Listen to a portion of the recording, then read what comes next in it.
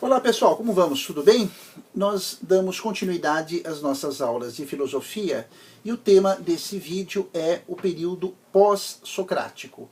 E de imediato você já pode perguntar, mas Luiz Felipe, o que significa esse período pós-socrático? Pois bem, com a morte de Aristóteles, Atenas começa a sofrer uma série de influências não só filosóficas, mas também históricas, que vai culminar com dois fatores predominantes.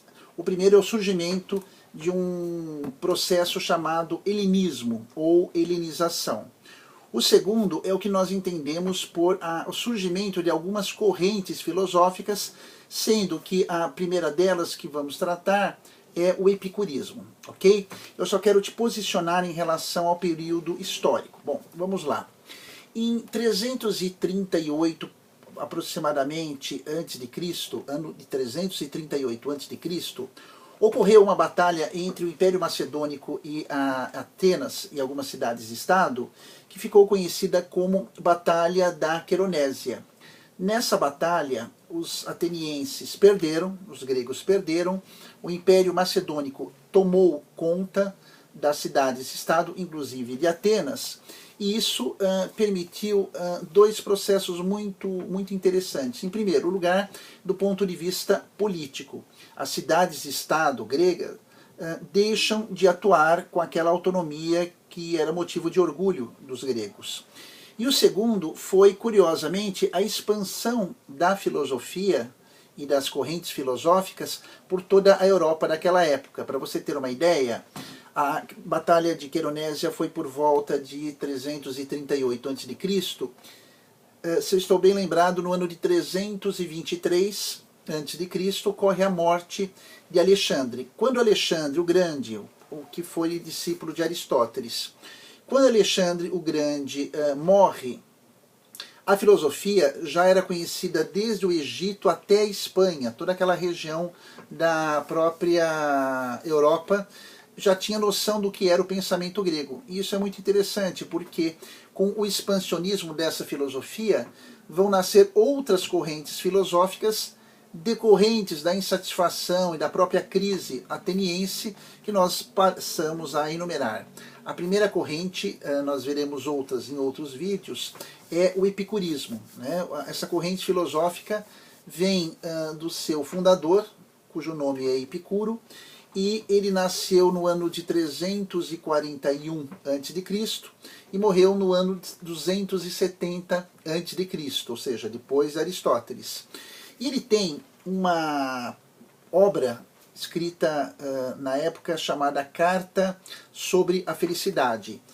Esse documento é a base do pensamento do epicurismo do próprio Epicuro. Qual seja, o prazer é a busca mais importante do ser humano. Ou seja, o fim natural do homem é o encontro do prazer. No epicurismo, o nosso corpo, como um todo, é a base destas satisfações. No epicurismo, a busca do prazer significa também eu evitar a dor.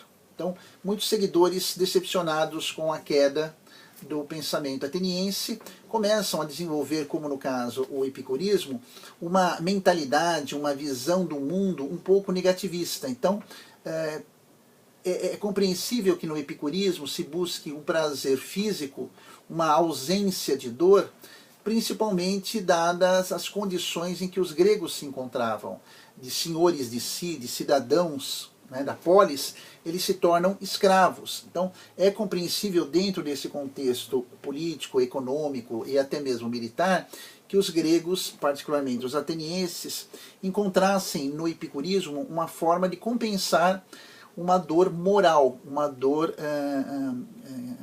de cidadania, tentando compensar com a busca desenfreada de prazeres.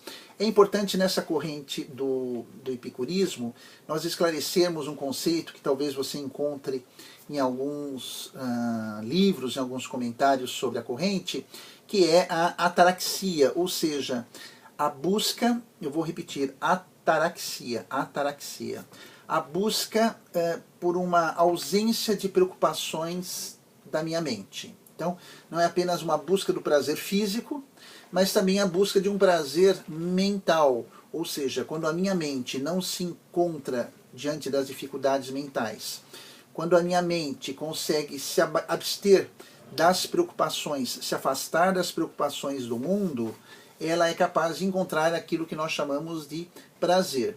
Há também um segundo conceito, que é o da aponia, que é a busca da ausência da dor, né?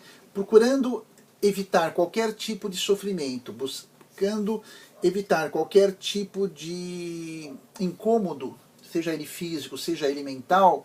Aí sim o filósofo, o seguidor do epicurismo, teria condições de encontrar a verdadeira felicidade.